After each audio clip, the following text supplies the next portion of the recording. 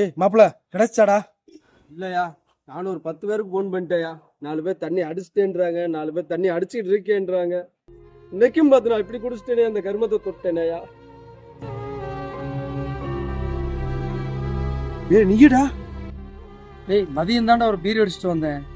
டேய் நீடா? டேய் நான் என்னைக்குடா 6 மணிக்கு மேல சரக்கு அடிக்காம இருந்திருக்கேன். வரும்போது தான்டா ஒரு கட்டிங்க போட்டு வந்தேன்.